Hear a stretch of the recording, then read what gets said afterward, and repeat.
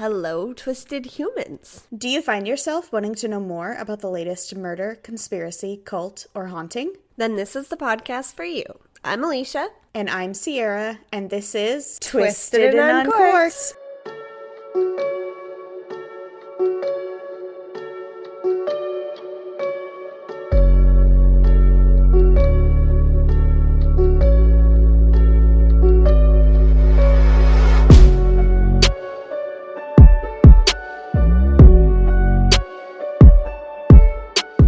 Welcome, guys, to another episode of Twisted and Uncorked, where we talk about penises, apparently, which is a perfect segue into my fun fact. Oh, God. What is your fun fact this time? She's so unamused by my shenanigans, people, can you tell? My fun fact is that there are 3 different types of erections. Did you know this?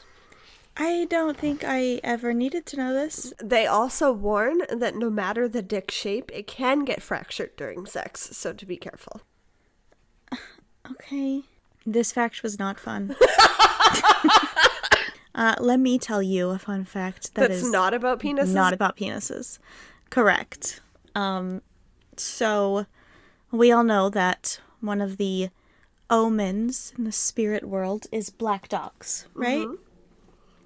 Well, there are many names for these omen-type black dogs, including Black Shuck of East Anglia, Hairy Jack, Skriker, Padfoot, Moth Duke, Capelthwaite, Hateful Thing,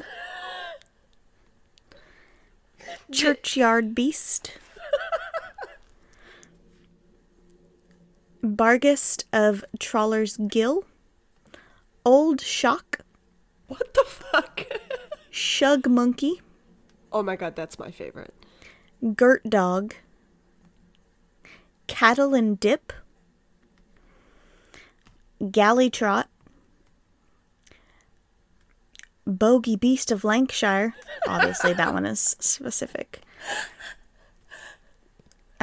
Swooning Shadow, Sue Sith, and this one's usually dark green, not black. Oh. And Guy Trash. The creepiest part is that, according to this book, in some places, saying the name out loud is enough to summon the danger on 4 legs. Shit. So I just summoned every kind of bad omen into this room. Oh my god. Let's talk about our sangria. Yes, good segue. So we are still drinking our Apothic Inferno. However, we have added to it lemon, lime, plum, and jalapeno. And then some extra alcohols if you prefer, such as brandy and triple sec. And then club soda on top. Yeah. I almost didn't add club soda, so this would have been an exciting adventure for me, but glad you cleared that up right at the end. Yeah. I'm really good at following instructions. Oh, and a splash of hot sauce, of course. Oh my god, it's weird. It sounds weird, guys, but it's actually really good. You took the seeds out of your jalapeno, right? No. You left yours in? Mm-hmm. Did you strain it? Or are you just drinking seeds? Oh, I'm just drinking it. Oh, okay. Works for me. Yeah, mine is a little more jalapeno-y than I wanted it to be. I think I put a little bit too much jalapeno in it. I really, really love sweet and spicy stuff, and so I wanted it to be spicy and sweet. But I'm not getting as much sweet as I wanted, so I also added a little simple syrup. It's good, though. I wonder if you muddled your plums, if you would get more sweetness out of it. I think that would be better. Mm-hmm. I cannot taste my plums very much. Or like canned plums and add like a little bit of the juice. Yeah, the syrup, yeah. Because we have plums in season in both of our necks of the woods right now. So finally. Yeah, previously we drank one that looked like organs in a drink. Mm-hmm. To put it in a twisted way. But this is really good. I think if you were to make it a day in advance, I think it would really you know, kind of seal together all those flavors and allow some of that sweetness to come through. I agree. But really good overall. When Sierra sent me the recipe, I was like, the fuck? But I reacted the same way to the cucumber mint, and that one is still my favorite sangria. So I think she did good, guys. She did good, guys. Too. We got to listen to her more often. I think it's pretty good. All right. Are we ready? Cheers to episode 31, friend. Cheers. Okay.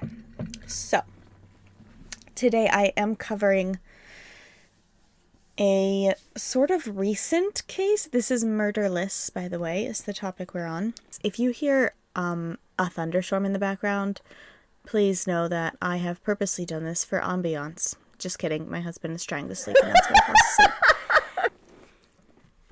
The case that I'm covering is sort of recent, and I haven't heard it being talked about, like, anywhere. So I wanted to tell you all about the insane events that happened just 6 years ago. Oh my gosh. I literally had notes for a completely different murderless story that I was going to do, and then I started reaching this one for Patreon bonus, and I cried while researching it, and I was like, you know what, I need to tell this to the whole masses. Obviously, patrons, don't fret, I always have amazing bonus stories, so we're just sharing this one with everybody this time, okay? It's important for a reason, I'm sure. Yeah.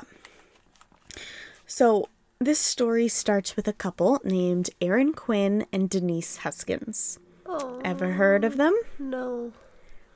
Okay. Aaron girl? Aaron boy. Aaron boy, okay. So let me set the tone. It is 2015 in Vallejo, California on Mare Island. It's a nice, quaint community where Aaron Quinn, a physical therapist, had bought his first house. A really nice house. He was working at the same place where 29-year-old Denise Huskins was just starting her residency as a physical therapist. Aaron Quinn recently broke off his engagement with a long-term girl who he found out was having an affair. Oof. Rude. Yeah. He was really heartbroken by it, and he wasn't quite ready to get back out there into the dating scene, but he really liked the new girl, Denise, that was now a resident where he worked. She was pretty and smart and had a great vibe about her. He told her that he had just gotten out of a long-term relationship, but that he was interested in getting to know her better. He was a nice, mature, good-looking guy himself, so Denise was interested too. Do we like Denise? I don't know how to feel. I'm not going to tell you. I don't know how to feel. Okay. Just feel all the feelings, because it's a crazy case. They started dating faster than Aaron planned and sooner than he was ready for, but it was good. His parents loved her and her parents loved him. It was a good relationship for a while. After 7 months, Denise had a feeling that something was off, and to ease her mind, she went into Aaron's phone to look at his text messages. Her mind was not eased. That's like the worst thing you can do. Usually not. Yeah. Don't do that, Don't guys. do that. To have a grown-up, open conversation, and if that piece of shit still wants to lie to you, then go through his phone. I think every relationship is different, but I also think that if you don't trust someone enough to where you feel like you have to go through their phone, there might be some other problems. 100%. So Denise went through Aaron's phone and found out that Aaron had been communicating with his ex-fiancée about their past relationship. He was saying things that he still cared about her, and they talked about the what-ifs of their past relationship. What if she didn't cheat? What if they stayed together? In Denise's mind, Aaron was emotionally cheating, and she broke up with him. Aaron wasn't ready for a relationship. He wasn't over his ex. That's what went through her mind. Like, you're right. You're not ready. For a few weeks, Denise and Aaron were broken up, but he did not go back to his ex. He did really love Denise, and he wanted to be with her. He had just been looking for some sort of closure when he was communicating with his ex, says Aaron. And when Denise left him, he realized what he actually wanted was her. You know, you don't know what you have until it's gone kind of thing. Classic. He wanted Denise, and he wanted to explain that to her. So he invited invited Denise over to his house, and she decided to go and hear him out. So, Sunday, March 22nd, 2015, Denise came over to Aaron's house with pizza, and they sat and talked about what they could be in the future. They sat on the couch, they ate pizza, and they talked and talked and talked until midnight. I feel like that was a really repetitive sentence. I'm sorry. No, it wasn't. They had a really good conversation, and they were ready to officially call themselves back together and do it right this time. Aww. And then the two of them went to bed together in Aaron's bed. So, remember earlier when I said, let me set the scene? This is the scene. The scene is set. Okay. And now we switch gears. Okay. The next day is Monday, and Aaron calls in sick to work at 7 a.m. And at the same time, Denise's boss gets a text saying that there was a family emergency and Denise was going to be out for the next couple of days. Then at 1:50 p.m., a cell phone comes into the police dispatch. It's Aaron. He tells them that his girlfriend Denise was kidnapped last night, and the kidnappers said they were watching him and he couldn't leave the house. So the police came over to Aaron's. 2 officers arrive at Aaron's house and immediately think something fishy is going on. There's red tape all over the floors of the home. That's weird. Aaron says that's the area that he's supposed to stay in because the kidnappers were watching him on a camera that they set up in the living room. He points to it and the police walk over and unplug it immediately. Aaron is like, oh no, what are you doing? The kidnappers are going to kill her if you piss them off. The officers are like, have you taken something? Like, are you on drugs? And he's like, yes, actually I am. The kidnappers gave me a sedative when they took Denise last night. And police are like, what the fuck is going on right now? Yeah. Like, honestly, what the fuck? According to Aaron... They jumped into a movie that they did not know they were a part of. Yes. According to Aaron, Denise was taken in the middle of the night around 3 a.m. The house smells really clean. In Aaron's bedroom, where Denise was taken from, there's a small blood stain on the sheets, and the comforter is missing. So is Aaron's car.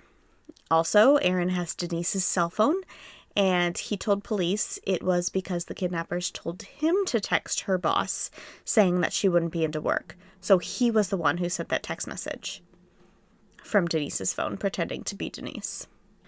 Police take note of the scene and ask Aaron to come down to the station with them to give a statement, and he agrees. Before he called the police, he had actually called his brother. Aaron's brother is an FBI agent. And Aaron called him asking what he should do because he was told by the kidnappers that if he did call police, they would kill Denise. And he didn't want to jeopardize that. But also he didn't know what to do because he needed to find Denise. And Aaron's brother, talked him into calling the police. And since Aaron's brother now knew what was going on, he called their parents to fill them in. And they all headed to the police station to be with Aaron. At the station, the police tell Aaron that they can only find Denise if he cooperates, and so he does completely. They take DNA samples from him, they take all his belongings, including his clothes, and just give him a prison uniform to wear while they interrogate him. They take his cell phone, her cell phone, everything. This was Aaron's story to police. He and Denise were having relationship troubles, but on Sunday night, they had talked and hashed them all out. They went to bed together at midnight and were awoken at 3 a.m. to the voice of someone in the house. The person was flashing a bright light in their eyes so they couldn't see him, and he was pointing lasers that looked to be like they were on a gun. The voice said that this was a robbery and no one was going to get hurt. It was just for financial gain. The voice told Denise to tie up Aaron, and so she did. Then it told her to walk over to the closet and not look at the voice's face. The man tied up Denise in the closet and put goggles over her eyes. They were all black. Like swim goggles? Mm-hmm. They were all black on the inside, though, either spray painted or duct taped over. So they were swim goggles, but no one could see through them. Okay. I'm just picturing somebody wearing swim goggles. Yes. Yeah. Then the man dragged Aaron to the closet and put goggles on him as well. Aaron could hear people downstairs rummaging through his cabinets while they were being put into the closet. After the goggles were on them, he says the man put headphones over their ears, and there was a pre-recorded message saying that they were going to be given a sedative in a liquid form to drink. If they didn't comply and drink it, then it would be injected into them. Ugh. The intruders went about the house and then came back and said they would be moved to another room of the house, specifically the router room. And the way they said it, it was like the intruders already knew the layout of the house. Ew. They put a different pre-recorded message on the headphones now that was more threatening. It told Aaron and Denise that they would be asked personal information, and if they lied, then the intruder would hurt the other of them. So if Denise lied, then Aaron would be hurt, and if Aaron lied, then Denise would be hurt. The other would get cut on the face or would be given electric shock. But it never happened because they both complied completely, Aaron says. Aaron gave the intruders his social security number, his bank account information, and his email passwords. When Denise was questioned by the intruders, there was a problem. The man asked Aaron if Denise looked like his ex-fiancée, the one that used to live there with him. Ew. And he said, well, yeah, they both have long blonde hair. And the intruder said, we've got bad intel. We're supposed to be getting the ex-fiancée's information, and now we have to figure out what we're going to do. A couple minutes go by, and the man tells... She was the original target of, like, this planned attack, allegedly? That's how the story's going, yeah. Okay. A couple minutes go by, and the man tells Denise that they're going to take her with them and hold her for 48 hours so that they have leverage for Aaron to complete some tasks for them. He's going to have to come up with $8,500 in 2 separate transactions to send to the intruders to be able to get Denise back. The intruders help Aaron down to the living room, put him on the couch. He asks for a blanket because it's cold, and the intruder tells him, sorry, we didn't realize it was cold because we're wearing wetsuits. And they give him a blanket.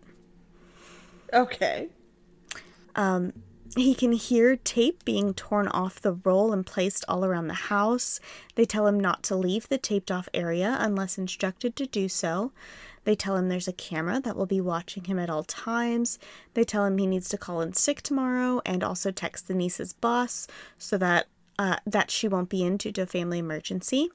And they tell him to make sure he stays by his cell phone at all times because they will communicate with him via text or email to his cell phone. And of course, if he contacts the police or doesn't follow the instructions, they will have to kill Denise. Ugh. Then they take Denise with the comforter wrapped around her, and Aaron hears his car trunk closing, so she must be in his trunk. They take his car. As soon as they leave, Aaron said he was able to get the goggles off of his eyes by scraping them against the arm of the couch. When the goggles were off, he looked at the clock and noticed the time. It was 5 a.m. He tried to get up, but the sedative started to set in really hard, and he passed out and fell asleep. At 7 a.m., he woke up to his alarm clock and called work and texted Denise's boss. He tried to get up and move around, but the sedative was still hitting him pretty hard, and he fell back asleep. He finally woke up completely on his own at 11 a.m., and he had a few text messages from the intruders telling him to get to the bank to get the money. He pondered what to do for a while, called his brother, and eventually called the police. That was his story. Why did he call his brother first? Because he's an FBI agent. Right. The police did not buy any of this. Of course not. They start trying to dig deeper into the relationship problems. They're like, okay, so you were cheating. She was mad. She was upset. She found you talking to your ex about getting back with her. The detective comes right out and says, no one in a wetsuit came into your house. I'm not buying it. It didn't happen. Oh, shit. They start offering up stories to Aaron that might make sense to, like, try to get a confession or figure out which direction this went. Kind of thing? Yes. So they're like, okay, did you guys get into a fight? Did you accidentally push her down the stairs? Timely. Staircase. I was going to say, is he Michael Peterson? they're like, were you two experimenting with some drugs and there was an accident? Maybe she overdosed. Were you into weird sex stuff and something went wrong? They told him everyone was going to think he was lying because his story was insane. It would be better to just fess up and tell them where they could find Denise's body because they knew if he was there, she was already dead. Aaron was left in the interrogation room for hours, and he wasn't even under arrest. There was no proof that he had done anything at all. He was there at his own free will, and he says it's because all he was trying to do was get the police to help him.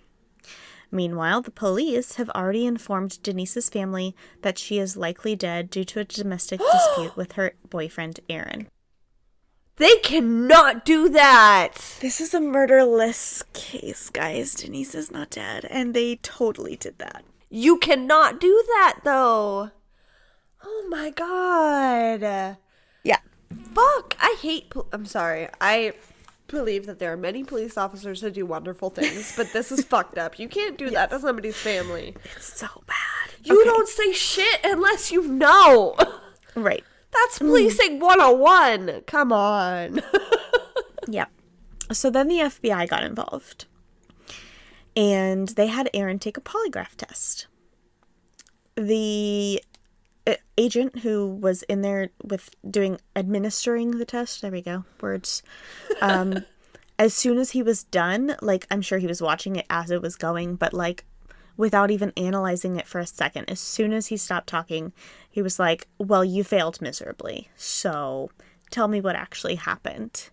And now the FBI is hounding him, just the same way that the police were. They just keep asking him over and over and over, where is Denise's body? What happened to her? Just tell us the truth. By this time, it's 6:30 a.m. the next day, Tuesday. God. Aaron had been there like literally a day and a half. all day and night. Yeah. And he's like, you know what? I think I want a lawyer. Just get me a lawyer. The lawyer comes in and asks the police, is Aaron under arrest? Nope. Okay, well then we're leaving. And they walk out because this whole time he has not been under arrest. And then Aaron tells the same story to the lawyer, and even the lawyer's like, well, this is not believable, honestly. Yeah. So, is there something you're missing here, bud? yeah, or... he's like, if we have to go to court for this, a jury is not going to believe this, so you need to come up with something else. But no worries, because it did not go to a jury.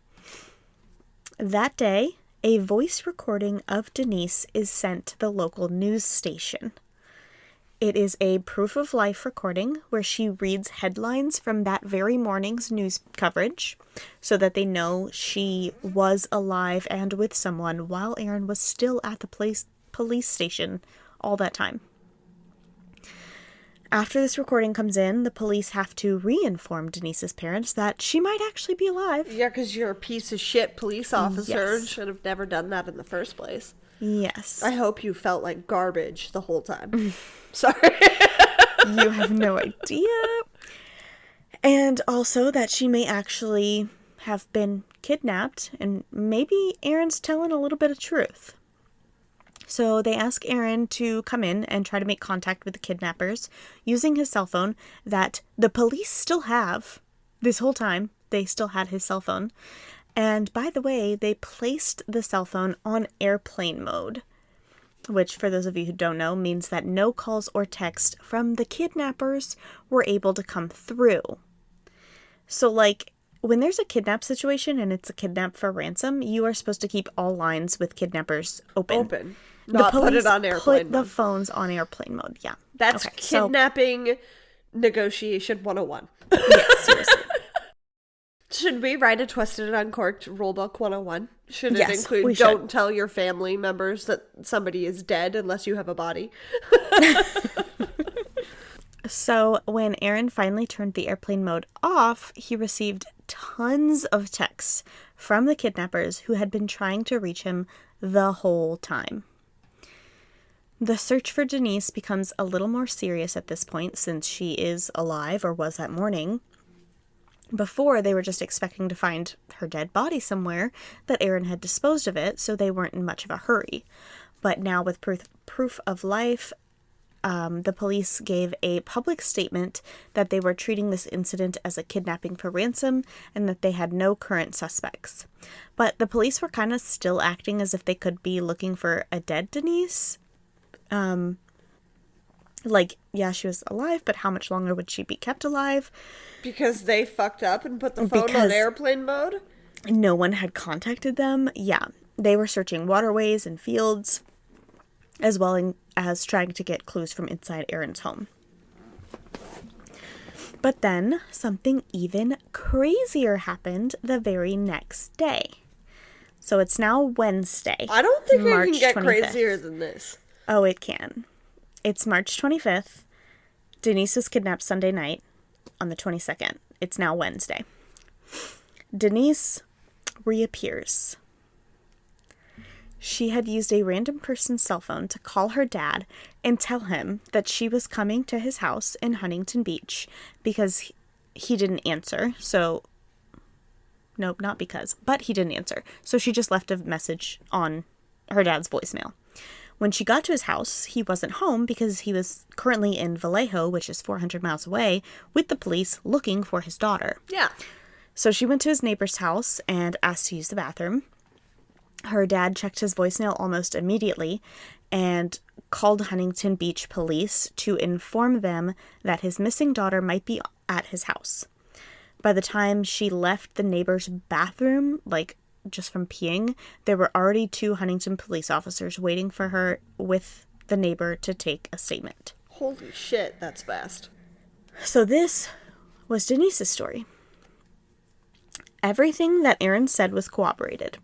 The intruders, the sedatives, the personal information, the bad intel, and the kidnapping. The intruders, or at least one of them, had taken Denise in the trunk of Aaron's car.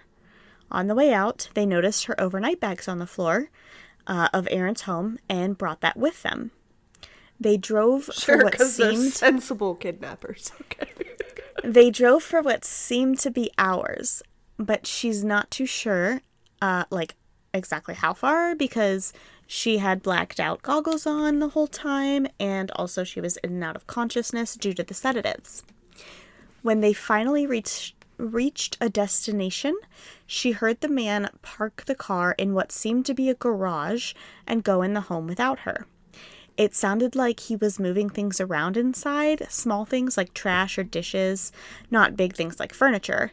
She was thinking wherever she was must be really messy, and he was clearing a path for her. Then he came back out to the car, took her out of the trunk, and brought her into the house onto a bed. She said she was with her captor for 48 hours, and during this time, he continuously gave her sedatives to keep her calm, quiet, and basically asleep the whole time. In her initial statement to the police, Denise did not mention being raped because the captor told her never to mention it, but later she reported that her captor had raped her twice. He was apologetic about it both times. What the fuck? The first time, he said he was only doing this as a form of blackmail to ensure that they wouldn't report him later. He videotaped the rape and said that if she went to police, he would have to put the sex tape out on the internet. The second time... It's not a sex tape if you sexually assault somebody, but okay. The second time, he apologized and said that his other intruder partners or his boss or someone told him that it didn't look believable enough. They needed the rape to look like consensual sex so that it could properly be used as blackmail. What? He told her what to say and what noises to make and when to say and make them. What is happening, Sierra? Denise says that she tried to comply so that she wouldn't be hurt, but she was so heavily sedated and obviously didn't really enjoy it that it still didn't come off as believable, but the captor did not push the issue any farther. After 48 hours on Wednesday, the captor decided to let Denise go, like he said he would. He hadn't gotten his money, but also the issue was becoming too serious, with all the police getting heavily involved. He drove her hours away to Huntington Beach, where there would be less police activity. She was in the back seat of a car now, with tape covering her eyes and sunglasses hiding the tape so that it didn't look suspicious.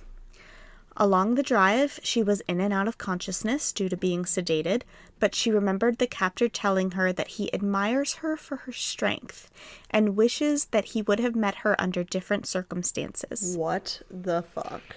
He dropped her off in an alley and put the bags of her belongings on the ground next to her. He tells her that he is going to drive away, but after he does, she needs to count to 10 before taking the glasses and tape off of her eyes so that she can't identify him. He tells her that she is being watched, and if they see her seeing him, they will have to kill her. She heard the car pull away. She counted to 10 very slowly, and then she removed the coverings from her eyes.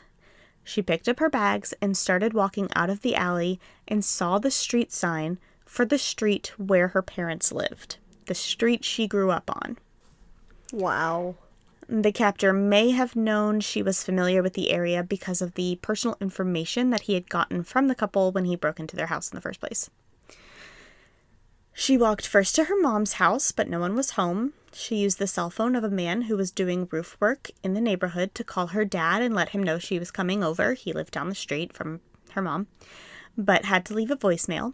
And then she stumbled, still with sedatives in her system, a few blocks down to where her dad lived, and then to the neighbor's house, where she told this story. That was her story. What? Hey, Twisted Humans. We'll be right back after this ad break. And did you know that Twisted and Uncorked patrons get ad-free episodes as well as early release for as little as $1 per month? Check it out at patreon.com/twisted and uncorked. Now back to the show. Hey, Sierra. Remember last week when I told you about that creepy man that followed me to 2 different locations after I went to pick up dinner? Oh my god, yeah. So scary. As creepy as that was, I felt much better because I had my She's Birdie personal alarm with me. If threatened, She's Birdie activates a loud 130 decibel siren and flashing strobe light to create a diversion and help ward off possible threats. Wow. She's Birdie modern design comes in 8 pop colors, each with a solid brass keychain. She is a great companion on campus, on the trails, and out at night. And we definitely like our nightlife. Each birdie is hand-tested and built to last. She turns on and off as needed and comes with replaceable batteries that last for 40 continual minutes. I don't think you'd ever need that, but it's nice to know you've got the replacement. Definitely. That's so awesome. And I mean, obviously it sucks that us women have to deal with this and take these measures to stay safe, but I'm sure glad that I have my birdie when I'm out and about, just in case. Right? Get yours today with our discount, Twisted10. That's Twisted10, all capitals, at checkout so they know our show sent you. Keep it twisted and chirp proudly, ladies. With all of this information given to the Huntington police, they told her that they were going to relay it to Vallejo PD, who was currently talking with her family and also already questioning Aaron again. Okay. Denise gets an off feeling from the police instantly and says, well, I'm not sure I want to talk to detectives yet. First, I think I want to talk to a lawyer.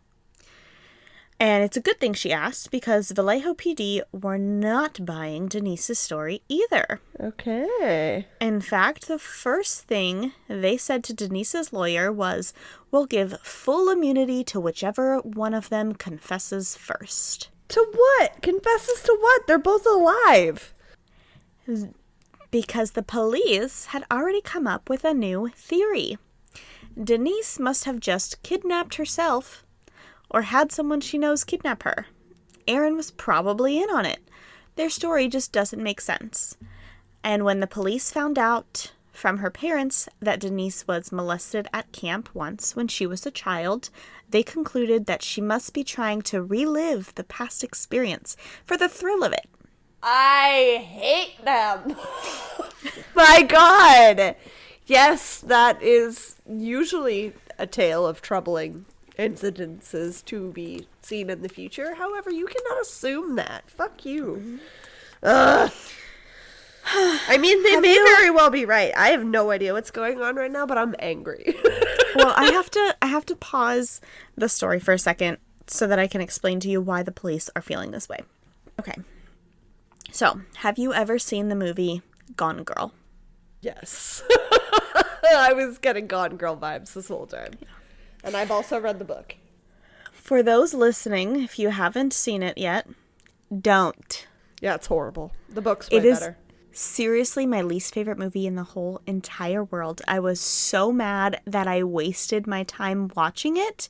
I have heard the book is better, and I do really want to read the book. The book is eons better and does not have Ben Affleck in it, which is the only reason I haven't read it yet is because I watched the movie first and I hated it so much. For the listeners who haven't seen it, the movie is a drama mystery thriller, according to IMDb. And I'm about to spoil it for you. If you want to read the book, skip ahead like a minute, but don't even watch the movie because it's awful. Yeah, okay. Don't waste your time. The spoilers. The premise of the movie is a girl finds out that her husband was cheating on her or something, and so she fakes a kidnapping, purposely leaving little clues at the house so that her own husband is accused of her disappearance. But then she comes back and fakes a rape and says that her husband was innocent the whole time, but she knows Neil Patrick Harris. It's really upsetting.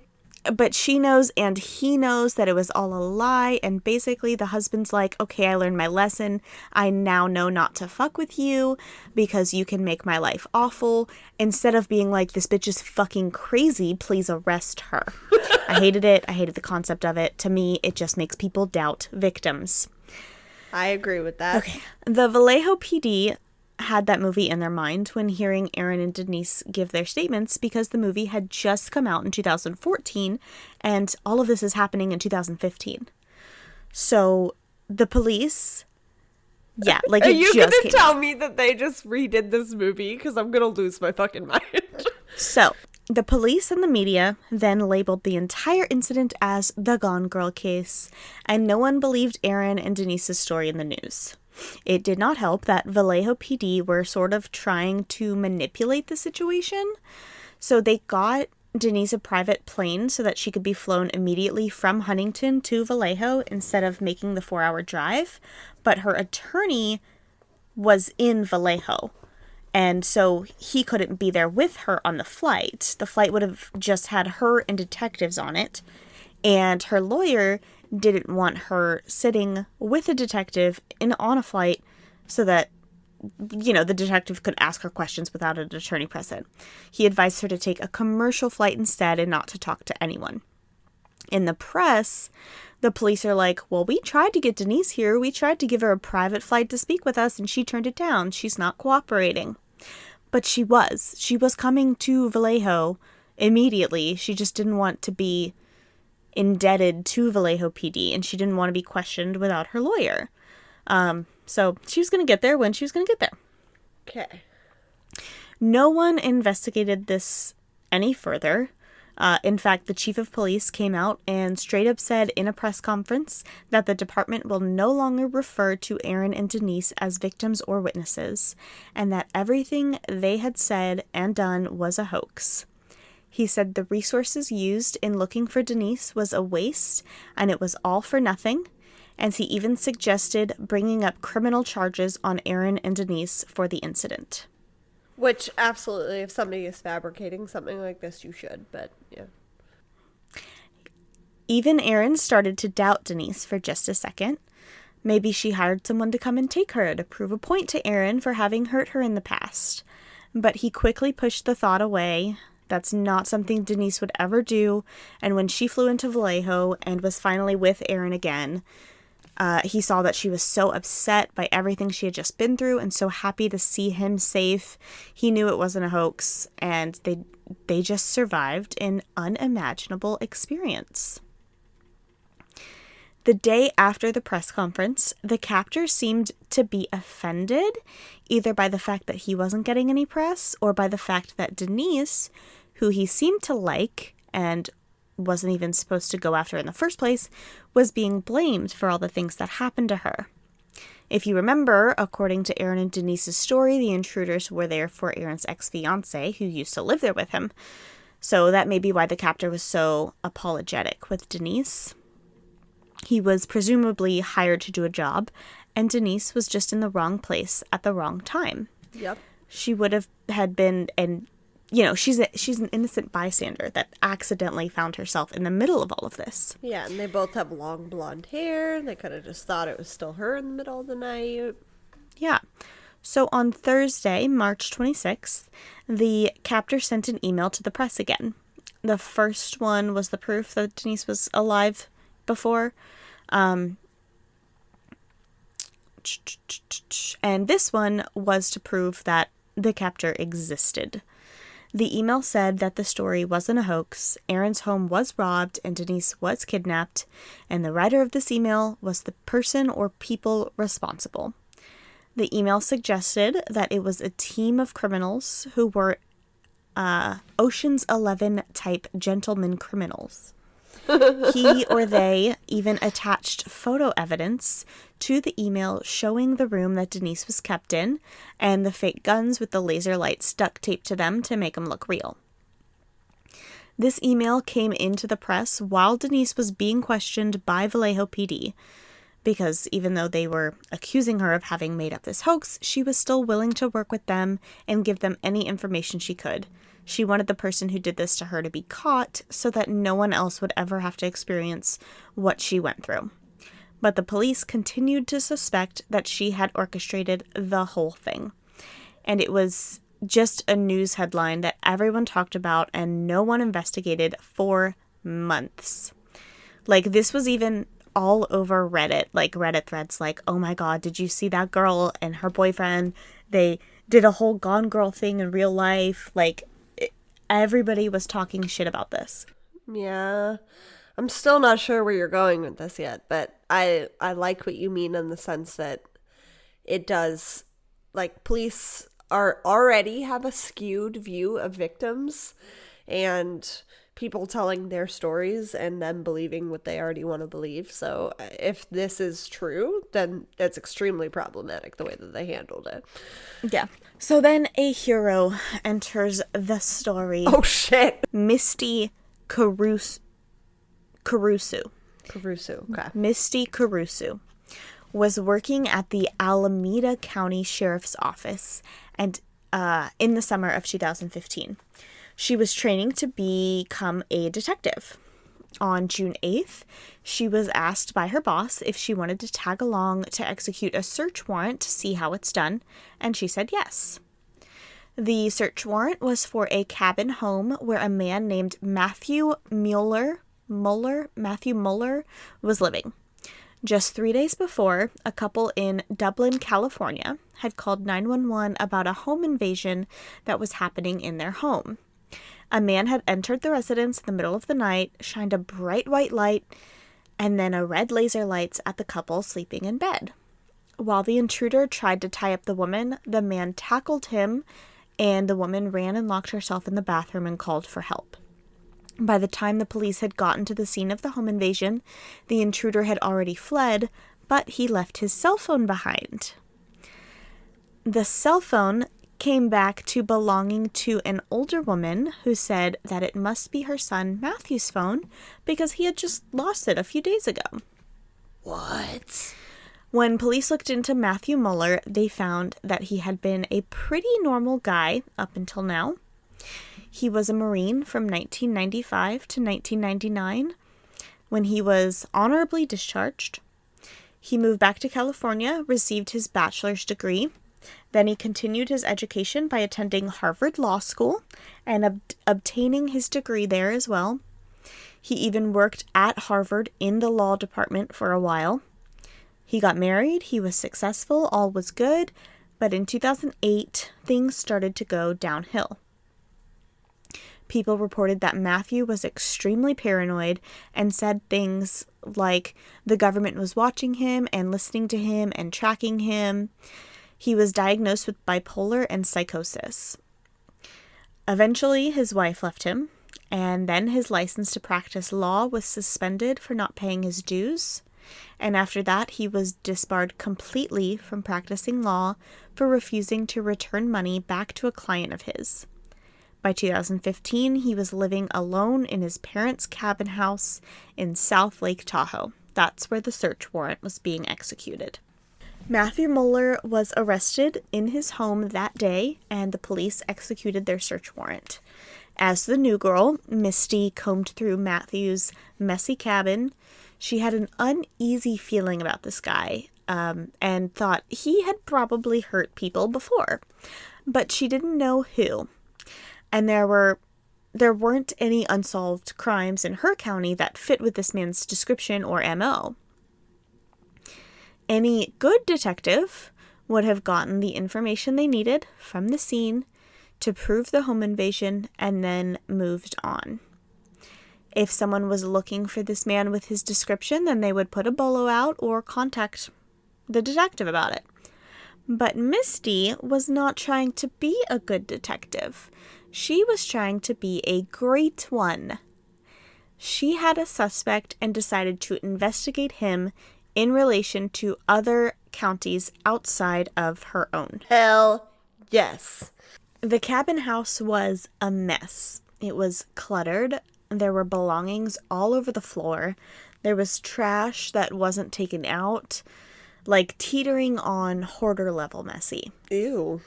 In the home, police found multiple ski masks, stun guns, laptops, and cell phones. In his driveway, they found a stolen car. And in the stolen car, they found zip ties, duct tape, fake guns with lasers taped to them, goggles with duct tape blacking out the lenses, and a blow-up doll that had been rigged with wires to stand up on its own. Ew. Yeah, it was like wearing people clothes. I don't like that. Misty started piecing together these pieces of evidence with other crimes in the surrounding areas. There were 2 home invasions from 2009 that Matthew was a person of interest in, but there was never enough evidence to call him a suspect. In both cases, one in Palo Alto, California, and the other in Mountain View, California, the intruder came into the home, tied up the females who lived there, and threatened to rape them. Then Missy looked into the stolen car that Matthew was in possession of. The owner of the vehicle was a college student who lived on Mare Island and had his car stolen just a few months ago. When Misty talked to the college student, he mentioned that there was a kidnapping in his neighborhood around the same time, but it was deemed a hoax. It was the Gone Girl case. Then Misty had like a flashback of all the things she remembered seeing on TV about this crazy case in Vallejo. She dug deeper into the evidence at Matthew's home. She found a blonde hair attached to a pair of duct tape goggles. She found Aaron Quinn's laptop. And she found the Huntington Beach address where Denise claimed to be dropped off by her kidnapper programmed into the stolen vehicle.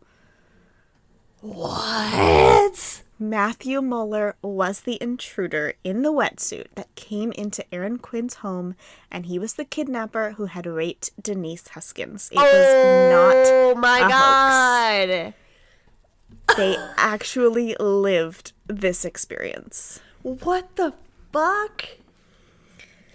Misty tried to get a hold of the Vallejo PD, but they were obviously... I have goosebumps right now. I do too, and I didn't know any of this.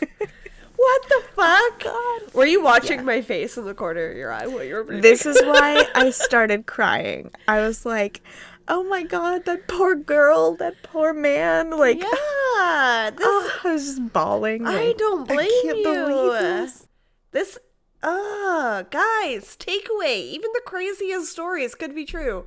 Could be a big hoax, but it could be true. Take everything seriously until proven otherwise. Fuck. Yeah. Be Misty. So Misty... Always be Misty. Seriously. Misty tried to get a hold of the Vallejo PD, but they were obviously ashamed and tried to distance themselves from all of this. They blamed the FBI for calling this a hoax, and then the FBI went back and blamed Vallejo PD for calling it a hoax. It was all a mess. How about you just take fault and admit that you failed somebody? Right. Eventually, Matthew Muller was convicted of this crime. He has been sentenced to 40 years in prison for federal kidnapping charges. However, he is also being charged by the state of California for the charges. So they charged him federally, but federal and state is different. So because he was in the military, they can charge him, and it's not double jeopardy, twice for the same thing, basically. He pleaded not guilty in the case against the state, and while awaiting that trial, he's in a medical treatment facility for prisoners because of his past diagnoses. For the federal charges against Matthew Mueller, the FBI asked Denise and Aaron if they wanted to remain anonymous in the affidavit used to arrest him. That's something that is always the victim's choice because, you know, in the federal case, the federal charges, it's kidnapping. It's very personal. A lot of people don't want to be named. They don't want to relive it. People to know, yes, that they had ever been kidnapped. They don't want to be asked a million questions about it. Denise and Aaron, though, said they did not want to be anonymous. They wanted their names on that paper. People in the community still believed that they were liars and that they had made up this whole story because it was all over the news. And so they wanted their names on legal documentation stating that they were in fact victims and not suspects of this crime. Hell yeah. The FBI did not listen to that choice. Fuck and the them. affidavit was written without their names on it. No. It listed Denise as victim F for female and Aaron as victim M for male. Wow, those dicks. The Vallejo PD never issued a public apology to Aaron Quinn or Denise Huskins for ruining their reputation in the community when they tried to call them suspects in a crime that they were actually the victims in. So Denise and Aaron sued the department and settled for a $2.5 million payout for defamation and for the emotional and financial grief that they were put through. Enough? Yeah, financial being that literally no one wanted to hire them for a long time because the hospitals they were liars. and medical centers, they didn't want to be associated with the hoaxers. Since the incident, Aaron and Denise's bond has become so strong towards each other. They also wrote a book. It's called Victim F, From Crime Victims to Suspects to Survivors. They have gotten married. Both of their attorneys, as well as Misty Caruso, the newbie who finally vindicated them, were at the wedding. Fuck yes! Yeah. Oh my god. And Denise and Aaron now have a daughter together named Olivia. I'm not crying, you're crying. I know. The scariest part of this case, though, is even though Matthew Mueller is finally arrested and in prison, there could still be others who are out there who were involved with this home invasion and kidnapping.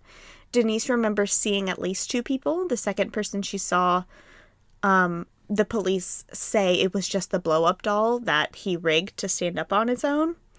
But on top of her seeing 2 people in the bedroom, her and Aaron both heard people in their downstairs going through their things while they were being tied up in the closet. Yeah. Also, blow-up dolls generally don't do that.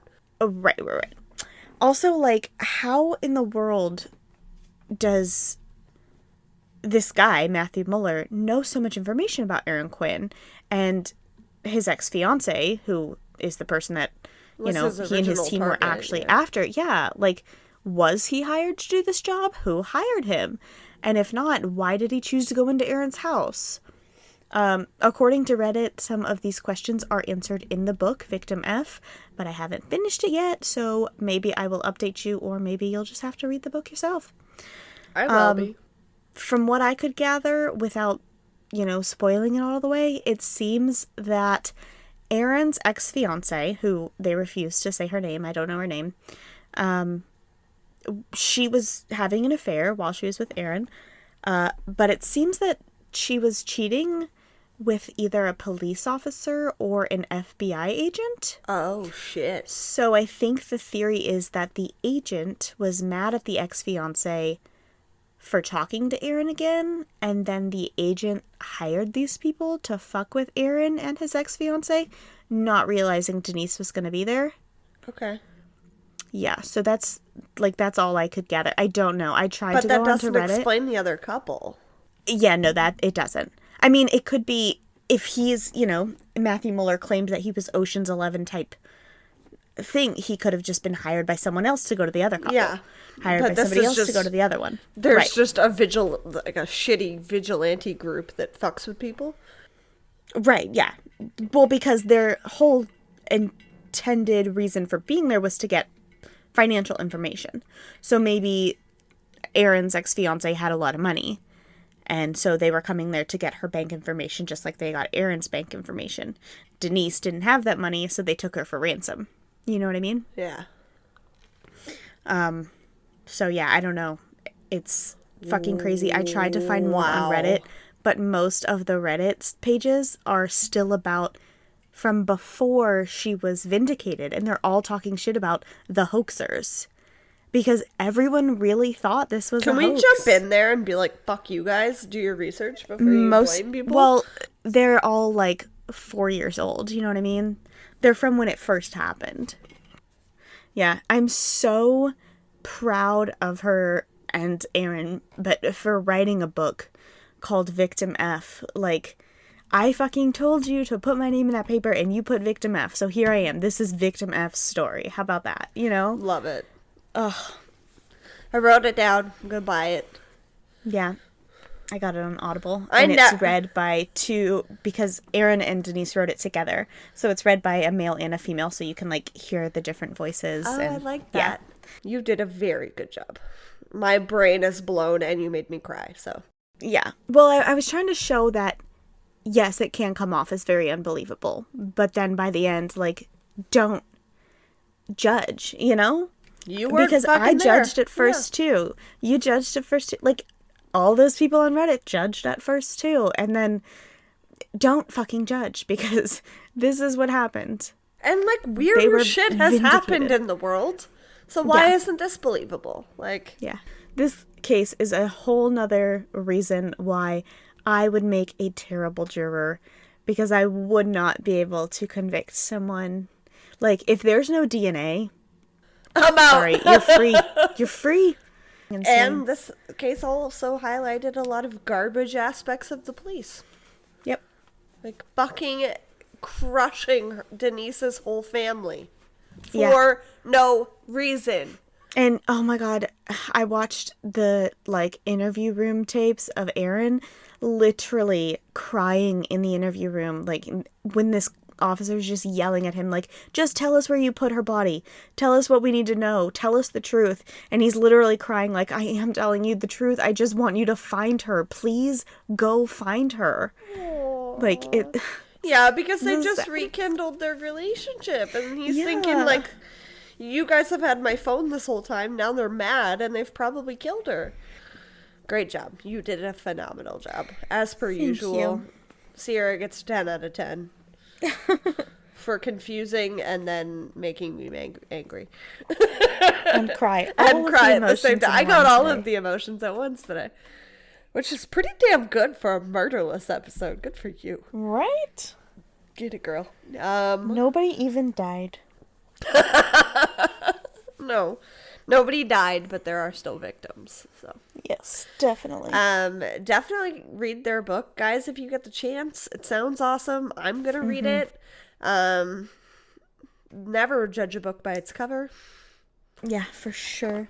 My God, Sarah, I hate this, but I love all of our listeners, and thank you so much for listening to this week's episode, because Sierra nails it constantly, and I'm very lucky to have her as co-host.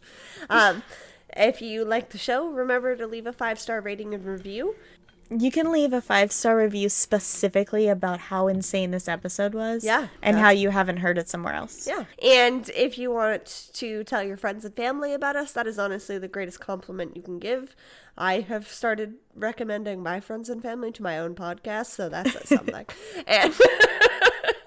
And you can support us on Patreon if you feel so inclined, or you can just buy us a drink. We've got that little link there if you want to pick a sangria recipe and like buy us a drink that week or something. We'd love to give you a little shout out. So support comes in different ways, free and otherwise, and we love you no matter what. So couldn't do it without you. For sure. Happy September 7th. Today is the first episode of our birthday month. Hell yeah! And it's awesome. It is also, sadly, the day that in 1996, Tupac Shakur was shot multiple times in a drive-by shooting. I had a feeling. So we mourn him today. R.I.P. Tupac. And if you're really alive somewhere, reach out. Yeah, let us know. That is my favorite conspiracy of all time, is the Biggie Tupac situation, because I never know what to think. The fucking body, the autopsy photos of Tupac do not look like Tupac. Like, I'm just like, what? Yeah. What? Ugh. Anyways, we don't know. We weren't there, but I'm glad you chose that for our daily fact today. And yeah, guys, get ready to hear a lot about our birthday month and about us hopefully getting to see each other in person. And love us for it. Be happy for us because it never fucking happens. It's just now, okay? Deal with it. We love you lots. And as always, keep it twisted. Thank you for listening to Twisted and Uncorked Podcast. Remember, if you like the show, to go leave us a 5-star rating and review. We couldn't do it without you guys. Now stay tuned to hear about another cool podcast. Hi, I'm Carly. And I'm Tara. And we are the Haunted Housewives. If you enjoy tales of sexy Mothman, historical hauntings, dark humor, and the macabre, then tune in wherever you listen to your favorite podcasts. Stay barefoot and haunted.